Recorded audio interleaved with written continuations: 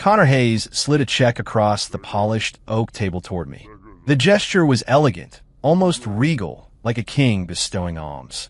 "Ethan," he said, his voice smooth, "thanks for taking care of Juliana all these years." He leaned back slightly, his chin lifted, a look of pity mixed with undisguised superiority in his eyes as they swept over the button-down shirt she'd picked out for me. "Now I'm back." The number of zeros on the check made my vision swim. 7 figures. My heart skipped a beat. Not from anger. From pure, unadulterated joy. Thank God. It was finally happening. This idiot. He was actually thanking me? Did he have any idea what his version of taking care of really felt like? A highlight reel of my life flashed through my mind. The undeletable tracking app on my phone, a constant digital leash. The calming tea she'd bring me every night before bed, smiling sweetly as I drank the bitter, strangely flavored brew. The late-night FaceTime calls when I was on a business trip, not to talk, but so she could listen, making sure there wasn't the sound of second person breathing in my hotel room. That was Juliana. Beautiful, gentle Juliana, with a smile as pure as a Botticelli angel. And the same Juliana who had dragged me, inch by inch, into this invisible hell. For more than 2,000 days, I had played the part of the perfect husband. Attentive, loving, available at a moment's notice, a man with eyes only for her. I was losing my mind. And now, my savior had arrived. This self-important asshole, Connor Hayes, was here to claim his one true love. I had to fight the urge to grin like a madman. I summoned every muscle in my face, tried to construct a complex mask of humiliation battling with deep, repressed sorrow. My hand trembled just a little as I reached for that beautiful, rectangular piece of freedom. Closer, so close. "Ethan, honey, what are you two talking about? You look so serious." A voice like honey, slow and sweet, drifted from behind me. Juliana. My outstretched hand froze midair. The blood in my veins turned to ice. She glided to my side, trailing her signature scent of gardenias. She slipped her arm through mine, her fingers cool against my skin, even through the fabric of my shirt. Her grip was casual but firm, a reminder. Her eyes grazed the check on the table, a flicker of something unreadable in their depths. Then she looked up at Connor, her lips blooming into a flawless, dazzling smile. "Connor, it's been a long time. What important business are you and Ethan discussing?" A flicker of triumph crossed Connor's face, a smug satisfaction at having shown his power in front of me, the incumbent. "Nothing much," he said, trying for a casual tone. "Just thanking Ethan for how well he's looked after you." "You fool, you're still gloating. Can't you feel how tightly she's gripping my arm?" She was warning me. My body went rigid. I remember the incident with the new intern from marketing a few months back. She'd just been asking me a few extra questions about a project. That night, Juliana had picked up my phone, her voice terrifyingly calm. "Ethan, sweetie, who's this girl with the cute profile picture?" The next day, the intern requested a transfer to the satellite office in Denver. Reason unknown. Juliana picked up the check, tapping a perfectly manicured nail on the 7-figure number. Then she turned to me, her eyes curving in a lovely crescent, her voice syrupy sweet. "Ethan, if you need money, you just have to ask me." She tilted her head, leaning it against my stiff shoulder, and in a voice both innocent and cruel, declared her ownership. "After all, you're the one who manages our finances, aren't you?" The smile on Connor's face froze, then shattered. The silence in the restaurant was absolute. I could feel the warmth of Juliana's body pressed against mine, coiling around me like a cold-blooded snake. Connor's expression shifted from triumph to suspicion, finally settling on a look of pure, unadulterated scorn. He must think I was playing the pauper for her, trying to win her sympathy. "Are you kidding me? As if I'd dare." That secondary card, she so generously let me manage send a text alert straight to her phone for any purchase over $100. I took a deep breath. Act. I had to keep acting. It was my only way out. I looked at Connor, my eyes screaming a complex, silent script. The shame of being emasculated, the cowardice of a man who couldn't speak up, and a sliver of weary resignation that said, "See, it's not that I won't let go. It's that she won't." My lips parted, and I managed a perfectly pitched, hoarse whisper. "Juliana, The performance had to be complete. I reached out, not for the check, but to gently cover her hand that held it, as if to push it back toward Connor. My movement was full of manufactured reluctance and inner turmoil. Mr. Hayes, I appreciate the offer, but what Juliana and I have. It's not about money. Juliana watched my profile, silent, but I felt the grip on my arm relax, just a fraction. Connor, of course, completely misread the scene. He scoffed, leaning forward and lowering his voice to a conspiratorial hiss. Ethan, if you have any self-respect, you'll stop clinging to her. Take the money. Walk away with some dignity. Dignity?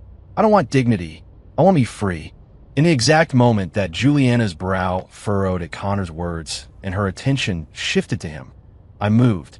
Faster than a striking snake, my hand shot out, snatched the check from under her fingers, and tucked it neatly into the inside pocket of my blazer. The motion was smooth as silk, without a flicker of hesitation. The entire world seemed to go silent. Connor just stared, his jaw slack, utterly baffled by my switch from heartbroken husband to greedy opportunist in less than a second. I avoided Juliana's piercing, analytical gaze, grabbed my water glass, and took a long swallow to hide the fact that my heart was hammering against my ribs. Money secured. Step 1, complete. Now, I just had to make sure my savior Connor was fully, completely, and irrevocably committed to taking this beautiful, terrifying hot potato off my hands. Juliana didn't say a word. She just watched me for a long moment. Then, she reached out one of her slender, pale hands and, with her fingertips, gently smoothed the barely perceptible wrinkle my new check had made in my blazer. Her fingers lingered there for a second and tapped twice, lightly, a silent warning.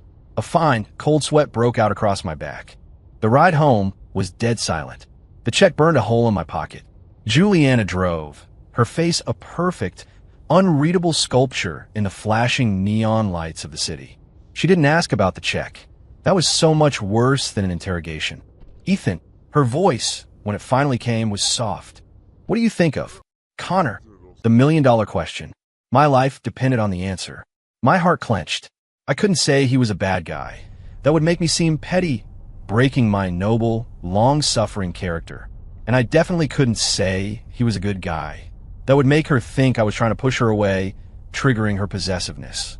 I had to walk the tightrope. I lowered my gaze, fiddling with the seatbelt buckle, and laced my voice with just the right amount of melancholy. He's a good man, from a good family, successful. I paused for a beat, summoning every ounce of acting ability I had, and added, with a touch of bittersweet magnanimity, you two. You be good together. Perfect. It showed my supposed heartbreak, made me look generous, and subtly endorsed their potential relationship. Juliana didn't answer right away. The only sound was the low hum of the engine. At a red light, she turned her head slowly and looked at me. Her eyes were clear, but they felt like an X-ray boring straight through to my soul. Then she smiled a slow, knowing smile. She reached out and traced my jawline with her fingertips. An intimate gesture, but her tone was pure ice. Ethan, she purred, a playful, chilling curiosity in her voice. It almost sounds like, you're trying to give me away. I didn't sleep a wink. Give me away. The words echoed in my head. Did she know? Or was she just testing me? I couldn't afford to be passive. I had to add some fuel to Connor's fire, get him to burn brighter, faster. The next afternoon, his first offensive arrived. 99 ridiculously cliché red roses delivered to our apartment. Juliana signed for them with a polite smile. Then, right in front of me, she dumped the entire bouquet into the kitchen trash. Clean. Efficient. I don't like red roses, she explained to me, her tone patient, as if instructing a child. Good job. I screamed internally. But Connor, you moron, couldn't you have put in a little more effort? If I left it up to this idiot, it would take 100 years. I had to help him. That evening, I told her I was taking a shower and locked the bathroom door. I turned the water on full blast. From a loose tile behind the toilet, I retrieved my secret weapon, a cheap, prepaid burner phone. My heart pounded. I quickly typed out a text. The recipient was Connor's private number. He'd given me his business card yesterday. She hates roses. She loves blue irises. The language of a desperate love. Send. I immediately popped out the SIM card, snapped it in half, and flushed it down the toilet. The phone itself went into a Ziploc bag and back into its hiding place. Leaning against the cold tile, I let out a long breath. The seed was planted. The next day, an enormous, breathtaking bouquet of rare blue irises was delivered to Juliana's office. I, of course, was conveniently working from home and signed for the delivery notification. When Juliana came home that evening, she stopped dead in the hallway. Her eyes were fixed on the bouquet I'd placed on the coffee table. She stared at that deep, impossible blue for a long, long time. Her face was a blank mask. Then, she slowly turned her head, her gaze landing on me. It was a calm, placid look, and made my blood run cold. She gently touched one of the petals, the corner of her mouth twitching into a faint, unreadable smile. Blue irises. Ethan, how do you think the sender knew? This is the only flower I truly love. She knew. She absolutely knew. It wasn't a question. It was a declaration. I tossed and turned all night. Juliana's expression burned into my mind. The storm beneath the calm was the most terrifying thing in the world. The next day was Saturday. I decided to act as if everything was perfectly normal. In fact, I had to be even more attentive than usual. I woke up early and made her favorite breakfast: bacon, eggs, and oatmeal. She sat at the table, eating delicately, her expression serene. "Ethan, it's such a beautiful day," she said, looking out the window. "It really is. I agree, my mind racing. We haven't gone grocery shopping together in ages." She put down her spoon and looked at me, a hint of wistful expectation in her eyes. "Let's go this afternoon, okay? The supermarket? Full of people. A perfect chance for Connor to stage a chance encounter." "Of course," I said, smothering my excitement with a warm smile. The morning passed without incident. I almost started to think I had imagined her suspicion last night. In the afternoon, we drove to the huge Whole Foods a few miles away.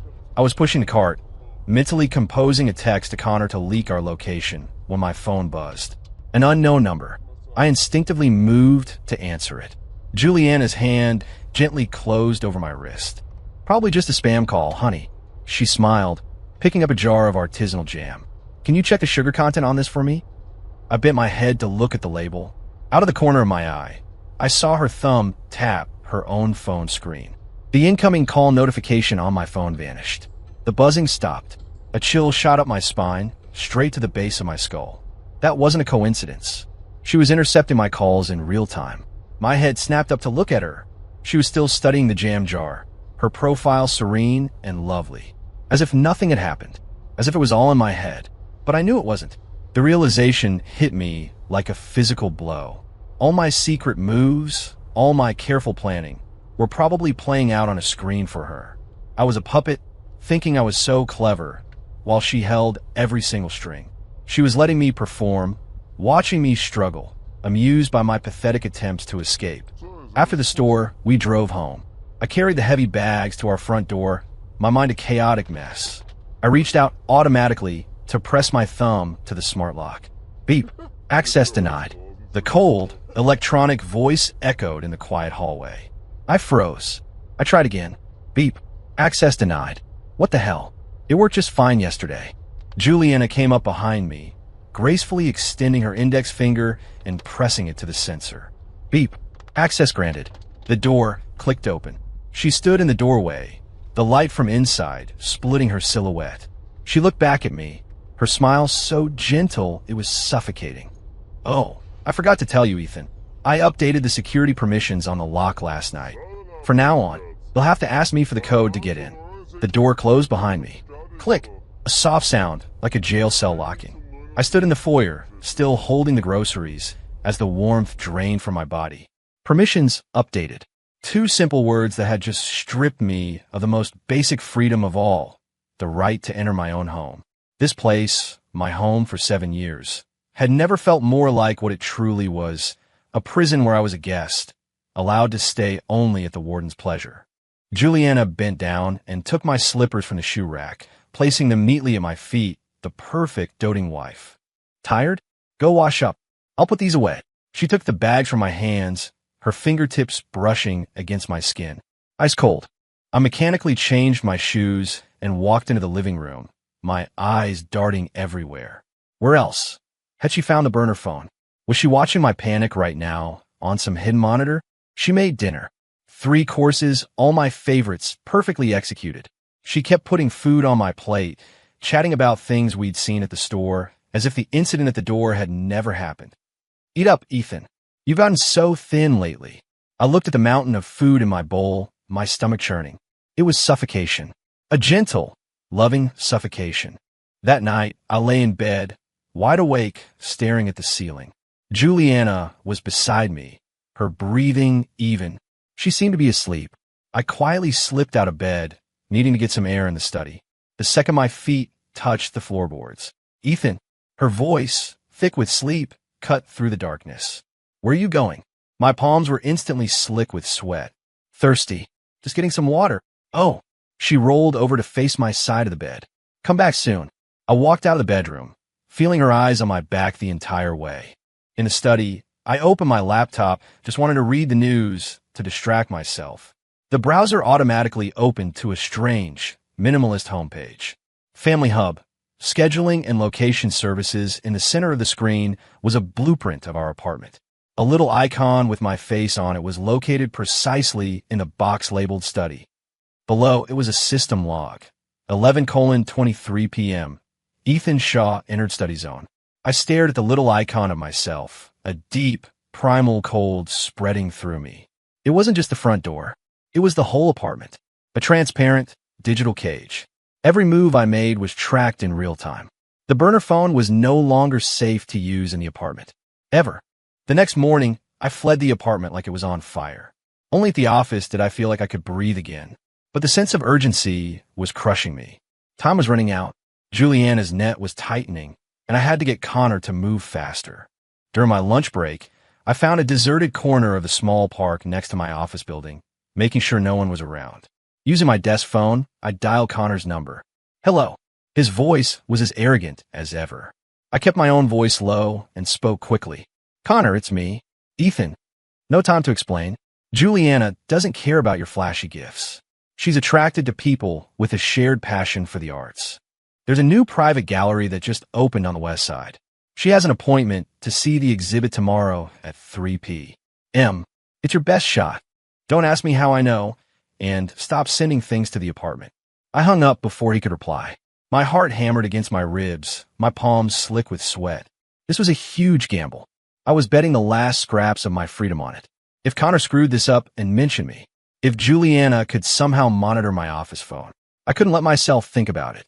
The afternoon was torture. I kept checking my phone, half expecting a call from her, or worse, to see her car pull up outside the building. But there was nothing. Utter silence. By the time I left work, nothing had happened. Could it be that it actually worked? I went home, my stomach in knots. I used the new 6-digit, single-use code Juliana had texted me that morning to open the door. She was on the living room sofa, flipping through an art magazine. She looked up when I came in and gave me a radiant smile. Ethan, you're home. She set the magazine down, her tone casual. I have an appointment to see a new gallery tomorrow afternoon. Will you come with me? I froze in my tracks. My blood ran backward. She knew. She had to know. The cover of the magazine she was holding was an advertisement for the exact gallery I'd told Connor about. How did she know? The office phone? Did Connor let it slip? Or was she tracking me in some other way I hadn't found yet? I looked into her clear, innocent eyes, and a terrifying chill seeped out from the very marrow of my bones. She stood up, walked over, and linked her arm through my rigid one, her voice a soft melody. I hear the collection is just magnificent. We should see it together. Just the two of us. Just the two of us. She was staking her claim and warning me not to try anything. All night, my mind spun. It felt like a dead end. I had to go to the gallery with her, right under her nose, with no way to signal Connor. Wait, under her nose? An incredibly risky, almost insane idea began to form in my mind. If she wanted to watch my every move, then I would give her a show she'd never forget. The next afternoon, I obediently accompanied Juliana to the gallery. It was quiet, elegant. Abstract paintings hung on stark white walls. Juliana held my arm, pretending to study the art, but I could feel that at least half of her attention was fixed on me. We stopped in front of a canvas exploding with violent color. This one's interesting, I said, feigning artistic contemplation while my eyes scanned the room. There he was, in a seating area diagonally across from us. Connor. He'd seen us and was just about to get up. It was now or never. I sucked in a sharp breath, my face draining of color. My hand flew to my stomach, and I doubled over slightly. Ugh! I let out a pained groan. Ethan? What's wrong? Juliana turned instantly, her voice laced with concern. My stomach. It's a sharp pain. I forced beads of sweat to my forehead, my voice weak. I think breakfast isn't sitting right. I put on an Oscar-worthy performance of a man in agony, barely able to stand. Let's go sit down over there, you just need a rest. I pointed to a small, empty seating area in the opposite direction of Connor. Juliana looked at me, a flicker of suspicion in her eyes. But my acting was flawless. Her brow furrowed. She supported me as we walked to the empty chairs. You sit here. Don't move, she commanded, helping me into a chair. I'll go get you some hot water. She was leaving and heading to a water cooler around a corner. A perfect blind spot. The moment she disappeared from view, the pained expression vanished from my face. I shot my head up, my gaze locking onto Connor. He was watching me, confused. In a series of lightning-fast, precise gestures, I did 3 things. I pointed in the direction Juliana had gone. She's gone. I made a come-here motion with my fingers. Get over here. Now. I mouthed 3 silent words. Men's room. Then, just as quickly, I collapsed back into my pain posture. My heart felt like it was going to explode. A few seconds later, Juliana returned with a cup of warm water. I sipped it, my performance ongoing. Feeling any better? She asked, her hand on my back. Yeah, a little. I nodded weakly. Just then, my phone vibrated in my pocket. A text. From Connor. It was a single character. It worked. He got the message. I suppressed a wave of manic glee and continued to play the invalid. Juliana, I still don't feel great. Can we just go home? I said, pressing my advantage. I had to get out of there. She studied me for a few long seconds, her eyes deep, as if weighing the authenticity of my pain. Finally, she nodded. All right, let's go home. She helped me up, and we left the gallery. She never once glanced in Connor's direction, but that didn't make me feel safe. It made me feel worse. She was too calm, abnormally calm. Back at the apartment, I collapsed weakly onto the bed. Juliana tucked me in, dimming the lights. You rest. I'll make you some congee to settle your stomach. She closed the bedroom door. I strained my ears, hearing the faint sounds of her washing rice in the kitchen. Everything seemed normal, but the knot of anxiety in my gut only tightened. Did she actually believe me? Half an hour later, she came in with a steaming bowl. I sat up and ate slowly while she sat on the edge of the bed, watching me in silence. The dim light from the bedside lamp cast long, strange shadows. Suddenly, she spoke, her voice soft. Ethan, did you see that one painting of the gallery today? The blue one, with the bird wrapped in all those chains. My spoon clattered against the bowl. That painting, I had seen it right before my attack. The title plaque had read, The Gilded Cage. Why was she bringing it up now? I steel myself. I think. I vaguely remember it. Juliana leaned closer. In the dim light, her eyes seemed to glow. I love that painting, she whispered, her voice strange, almost obsessive.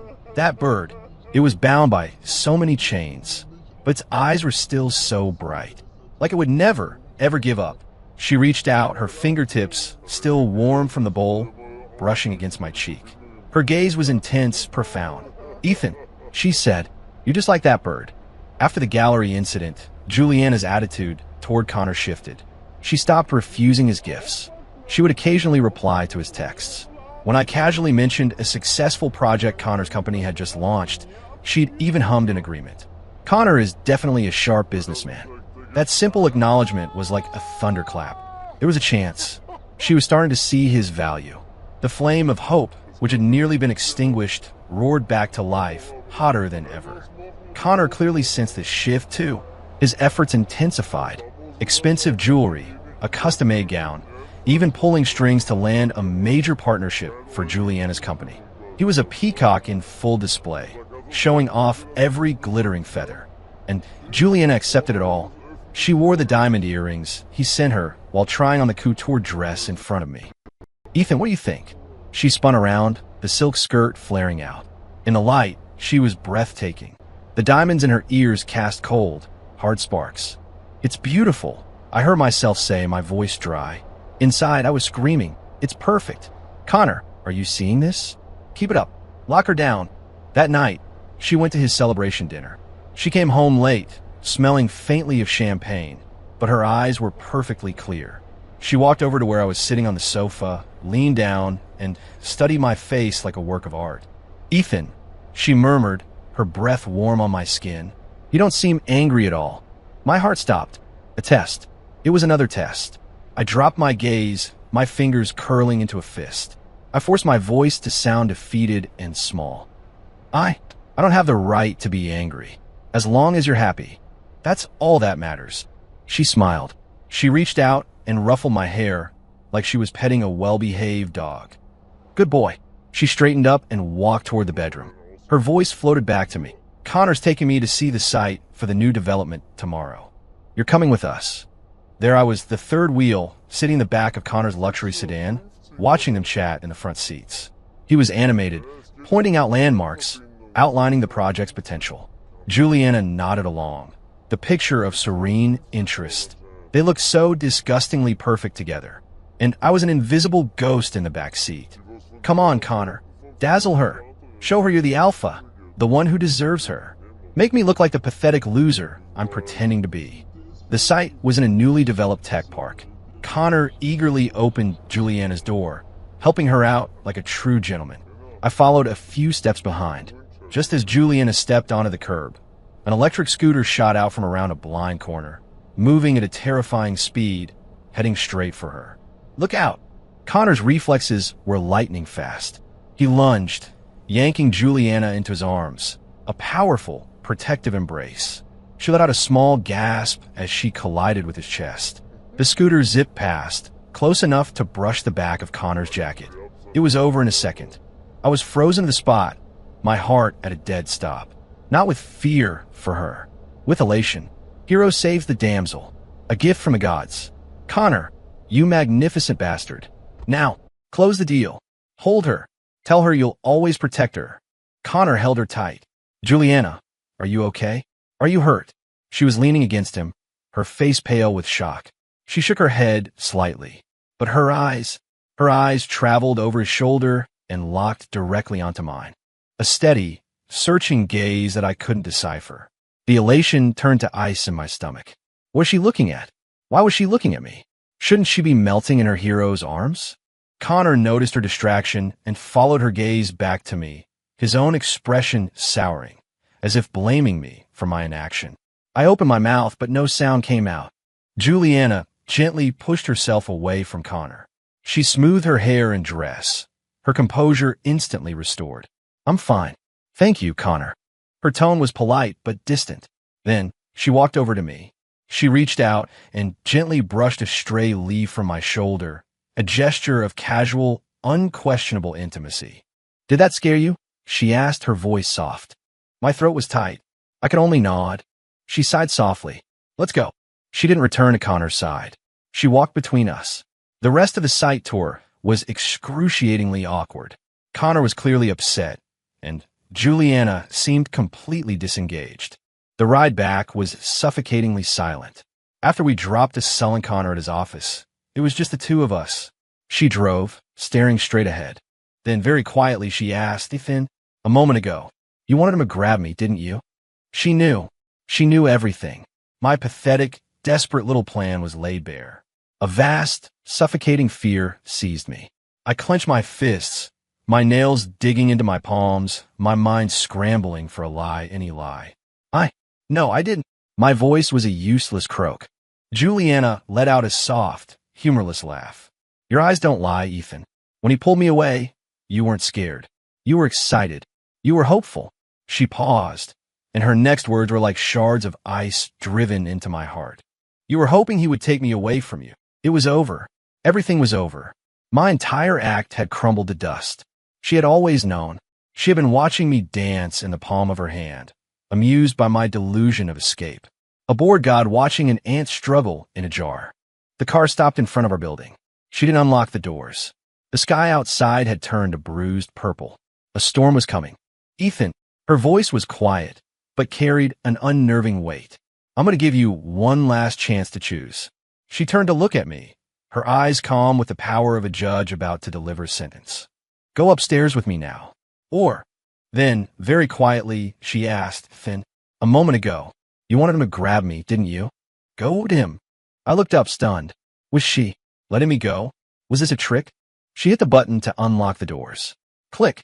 The sound echoed in the silent car. Choose. She got out of the car without another glance at me and walked toward the building entrance, never looking back, leaving me alone with the storm about to break. Freedom. There it was, right in front of me, close enough to touch. I was breathing hard, my hand shaking as it hovered over the door handle. If I got out, I could be free of this hell forever. But the check was in the safe at home. My passport, my driver's license, everything was in her possession. I had nothing. Where could I possibly go? Boom! A crack of thunder split the sky, and the heavens opened up. Rain hammered against the car, instantly blurring the world outside. Through the downpour, I saw him, standing by the entrance to our complex, a lone figure under a black umbrella. Connor. He had followed us. Rain soaked the cuffs of his expensive trousers, but he stood perfectly still, his eyes fixed on the car. He was waiting. The rain was a frantic drumbeat on the roof. Connor was a black statue in the storm. Juliana was gone. Going to Connor meant war. Going upstairs meant temporary safety and giving up everything I'd worked for. No, I shoved the car door open. A blast of icy wind and rain hit me, soaking me to the bone in an instant. The shock cleared my head. I couldn't go back up there. That would be admitting defeat, proving to her that I couldn't survive outside her cage. All my suffering would have been for nothing. I ran out into the rain. Not toward Connor. I ran to the ATM at the corner. Rain blurred my vision. My hands shaking, I jammed my debit card into the slot and punched in my PIN. Balance, $352.78. My heart sank. What could I do with that? It wasn't even enough for a plane ticket out of this city. Without the check, without my ID, I was trapped. Ethan. Connor ran over, his umbrella covering my head. He looked at my pathetic, soaking state, his expression a mixture of confusion and pity. What? Did she kick you out? I looked up at him, rain or tears streaming down my face. I grabbed his arm like he was the last piece of driftwood in a flood. Help me, I rasped. Connor, you have to help me get that check and my ID. Please. He looked at me, and in his eyes I saw it. A flash of pity, yes, but also a flicker of satisfaction. He was seeing me at my absolute lowest. It fed his savior complex. Get in the car, he said, steering me toward his sedan. I didn't resist. My body was shaking with cold, but a fire was burning inside me. The plan had to move faster. Sitting in Connor's warm car, wrapped in a dry towel he kept in the back, I spun a story of half-truths. She found out that I wanted to leave. We had a huge fight. I looked at him, my eyes wild with a calculated desperation. Connor, she's vulnerable right now. This is when she needs you the most. This is your chance. Go to her, comfort her, win her over for good. Connor's eyes lit up. He saw the path to victory laid out before him. He clapped me on the shoulder. Don't worry, I've got this. He pulled out his phone and started typing. No doubt, a carefully worded text to Juliana, full of concern and subtle digs at the heartless husband who had just abandoned her. I stared out the window at the rain-streaked city, my heart cold as stone. Will you fall for it, Juliana? Will you accept the comfort of the man who thinks he's your rescuer? Connor set me up in a hotel room, checked in under his name. Stay here for now. Let me know if you need anything, he said, his voice dripping with condescending generosity. Thank you, I mumbled, playing the part of the grateful charity case. The moment he left, I bolted the door and stepped into a scalding hot shower. The water did nothing to warm the chill in my bones. Connor and I were now partners in this. Or rather, I had pushed him onto the front lines to take all the fire while I hid in the shadows. It was dangerous, but for the moment, it was safe. The next 2 days were silent. Juliana didn't call. No angry texts, no threats. The quiet was more terrifying than any fight. What was she planning? Connor called once a day with progress reports. She's much calmer now. We had dinner last night. She still really heard about you, though. Ethan, you really broke her heart. I could hear the barely concealed glee in his voice. He thought he was winning. I held the phone, a cold smile on my face. Heartbroken, Juliana didn't have a heart to break. She had a calculator. She was figuring out the most efficient way to recapture her prize. Or maybe she was just enjoying the game. On the third night, Connor called, his voice electric with excitement. "Ethan, it worked." My heart leaped. "What worked?" "She said yes," he exclaimed. "She agreed to be with me. She said, she's going to handle things with you." My mind went blank. It worked. It actually worked. A tidal wave of pure joy washed over me. Freedom. The freedom I had dreamed of, bled for, was finally within my grasp. That's amazing, Connor. Congratulations. My voice was shaking with genuine emotion. But Connor's tone shifted. She said that when it comes to the divorce and the settlement, she wants to talk to you in person. The joy turned to ice. In person, this wasn't a negotiation. It was a trap. The summons had come. I stood in front of the apartment door, my former home. Taking a deep breath, I entered the new code Juliana had sent me. Beep. Access granted. The door swung open. The aroma of roasted chicken filled the air. Juliana, wearing an apron, leaned out from the kitchen, her smile warm and welcoming. "Ethan, you're back. Go wash up. Dinner's almost ready. I made all your favorites." The scene was so grotesquely domestic, it felt like a nightmare. As if the fight in the storm, my disappearance, had never happened. Connor was sitting on the living room sofa.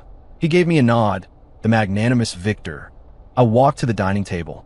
It was laden with food. Sure enough, everything I loved most. She remembered every preference, every allergy, every secret indulgence. And she knew exactly how to use them to bait the most beautiful traps. "Sit, Ethan," she said, untying her apron. The three of us sat down to the most surreal meal of my life. "Ethan," Juliana said, placing a piece of chicken on my plate. "It must have been hard for you these past few days." My throat felt like sandpaper. It was fine. Connor told me everything. She glanced at him, her eyes softening. "Thank you for looking after him." "Of course, Juliana," Connor said, puffing up his chest. She nodded, then her gaze returned to me. "About us," she began, her voice quiet. "I've made my decision." My heart was in my throat. Connor sat up straighter. "I think." She looked down, her long lashes casting shadows on her cheeks. "We should go our separate ways." She said it. She actually said it. The relief was so immense, I felt dizzy. Free. I was actually going to be free. "Okay," I said, my own voice sounding strangely calm. Juliana slid a file folder across the table. "This is the divorce agreement. The assets are divided according to the law." And she paused, glancing at Connor. He jumped in immediately, his voice magnanimous. "The money I promised you will be wired to your account separately." The check. My check. I picked up the pen, my hand perfectly steady, and signed my name on the last page. Clean, sharp, no hesitation. It was done. Juliana looked at me and smiled. Not a sad smile or an angry one. It was a strange, unsettling smile of satisfaction. She stood up. "Well, since it's settled, let's have one last meal together." I made it myself. She began to serve the soup. First Connor, then me. As she placed the bowl of my favorite creamy tomato soup in front of me, her fingertips brushed the rim of the bowl. Tap, tap, tap. 3 distinct, quiet taps. The exact same rhythm she'd used in the restaurant when she tapped my jacket pocket with the check inside. My blood froze solid. My head snapped up to look at her. She was already back at her seat, smiling at me over her own bowl. Her eyes were clear, sparkling, but they were asking a question. Is the game over? Or is it just beginning? Those 3 taps echoed in my head. A reminder. She was always in control. I barely tasted the food. Every spoonful of soup felt laced with poison. Connor, meanwhile, was on top of the world, basking in the glow of his victory, already acting like the man of the house. He had no idea about the deadly currents flowing just beneath the surface. His blissful ignorance was his greatest protection and his greatest vulnerability. After dinner, I couldn't get out of there fast enough. "I'm going to pack my things," I said. Juliana nodded, still seated at the table. "Okay, your passport and the check are in the study drawer." She paused. "The code is the date we first met." My heart twisted. She remembered everything. I practically ran to the study. I opened the drawer. There they were, my ID, my passport, all my essential documents. And beneath them, the check. That cold piece of paper felt white-hot in my hands. Freedom. Real, tangible freedom. I swept everything into my backpack, zipped it up, and turned around. Juliana was standing in the doorway, watching me. I had no idea how long she'd been there. Her expression was placid. No anger, no sadness, nothing. It was like looking at a stranger. It was more terrifying than any screaming match. "I'm all packed," I managed to say. She nodded. "Travel safe. No pleading. No threats. Just a light, airy travel safe." I gripped the straps of my backpack, digging my nails into my palms. I walked past her. She could have stopped me. She didn't. She simply stepped aside, giving me a clear path to the door. It felt like a pardon, a dismissal. I walked to the door, put on my shoes, and put my hand on the doorknob. I glanced back one last time. She was still standing in the doorway of the study, a slender silhouette against the light. She gave me a tiny, almost imperceptible smile. Then she turned and walked back into the living room, toward the man who was about to become her new prey. I wrenched the door open and ran. The elevator descended. I watched the numbers fall. Ding. First floor. I burst out of the building and into the cool night air. I hailed the first cab I saw. The airport. As fast as you can. As the car pulled away, I watched the apartment building shrink in the rearview mirror, its lit windows like a single cold, unblinking eye. Was I really free? A year later, a small, humid city on the Gulf Coast. I owned a small bookstore called the Safe Harbor. I had a lazy orange cat named Gus. Life was quiet, slow. No frantic calls demanding my location. No pre-approved itineraries. No more analyzing every word, every glance. I could sleep in, read for hours to the sound of distant seagulls, and laugh as Gus knocked over a stack of paperbacks. This was freedom. The freedom I had purchased with 7 years of my life. It was worth it. I had invested the money from the check wisely. The bookstore didn't make much, but it was enough.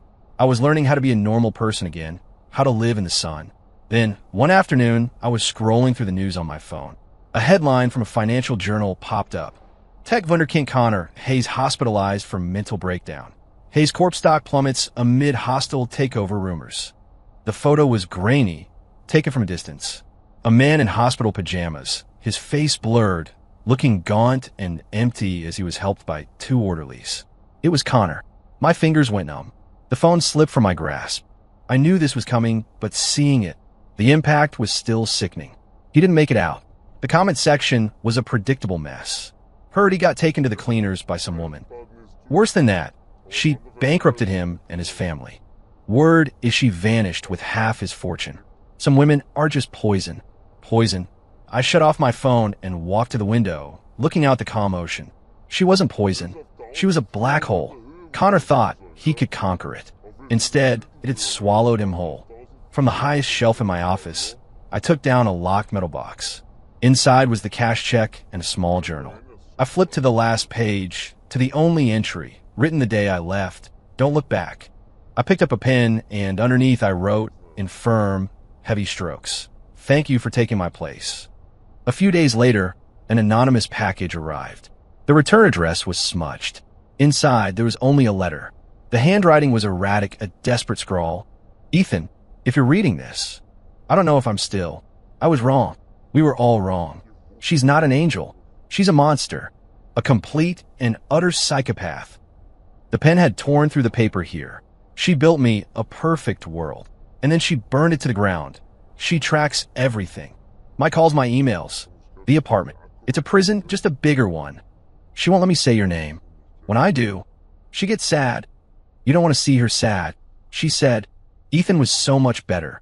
So obedient. She said, she's going to find you. Bring you back. Help me. Ethan, for what I did for you. Why I took on. Help me. The paper was stained with something, tears or medicine. The last few lines were barely legible. Run. Never. Let her find you. She's coming. I can hear her footsteps. The letter just ended.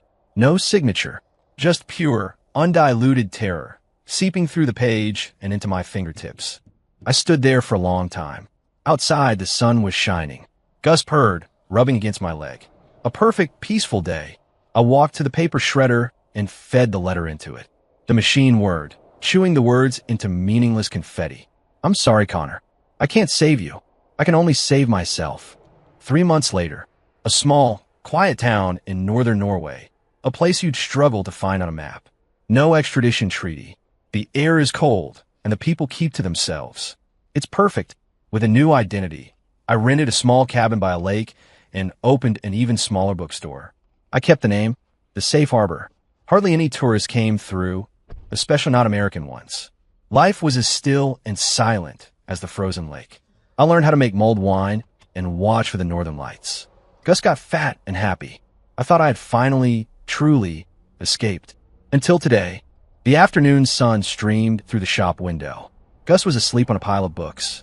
I was behind the counter, dusting off old hardcovers. A small bell above the door chimed. A customer. I looked up. It was a woman, bundled in a heavy parka, a scarf pulled up high. Her face was obscured by a wool hat pulled down low. She looked like she might be Asian, a stranger. I went back to my work, offering a quiet velkommen in my clumsy Norwegian. She didn't browse. She walked straight to the counter and stopped in front of me. I had to look up again, putting on a polite, professional smile. She spoke in English, her voice clear, with a hint of curiosity. Excuse me, I was wondering if you had. Her voice was lovely, but the moment she spoke, my heart seized in my chest. That cadence, that specific, lilting intonation, it sounded just like Juliana. The blood turned to ice water in my veins. Every muscle in my body locked up. My mind was a blizzard of white noise. All I could do was stare at the shadow under the brim of her hat. I didn't hear the rest of her question. The only sound in the universe was the frantic, panicked drumming of my own heart. She seemed to be waiting for an answer. She tilted her head slightly. The shadow shifted, as if, in the next second, she would reveal her face. She, and